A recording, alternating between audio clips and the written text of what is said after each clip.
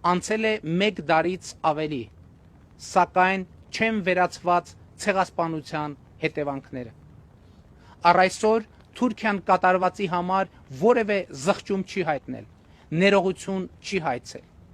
Դա է պատճառը, որ մենք այսօր հայտարարում ենք, հիշում ենք եւ պահանջում։ Մեր պաշտոնական դիրքորոշումը այն է, որ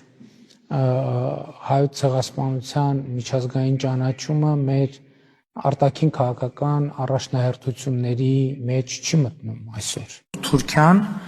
100 տարի անց վերադարձել է տարածաշրջան, շարունակելու իր ցեղասպան քաղաքականությունը։ Մենք հայոց ցեղասպանության պատմությանն էլ պետք է վերադառնանք, պետք է հասկանանք լավ ինչ է տեղի ունեցել եւ ինչու է տեղի ունեցել։ Եվ ինչպես ենք մենք դա ընկալել, ում միջոցով ենք ընկալել։ Հայոց ցեղասպանության միջազգային ճանաչումը մեզ համար կարևոր է ոչ միայն պատմական ճշմարտության արձանագրման առումով,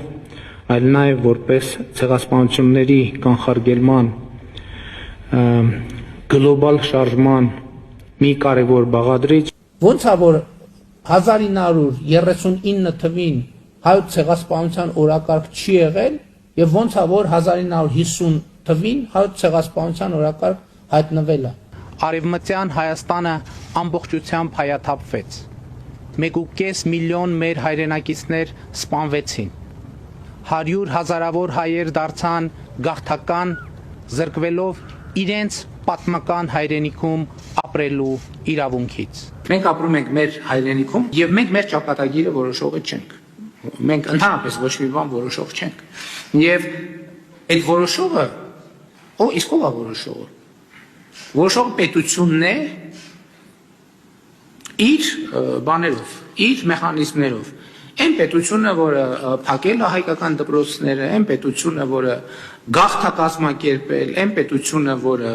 կոտորածներ է կազմակերպել։ Թուրքիայի ժխտողական քաղաքականությունն է ստիպում արձանագրել, որ Թուրքիան շարունակում է սպառնալիք լինել հայ ժողովրդի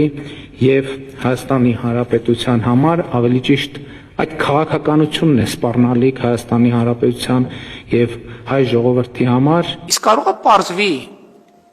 որ ինչ որ թեմաներ, ինչ որ շրջանակներ, մեր ինչ որ ցավոտ կետեր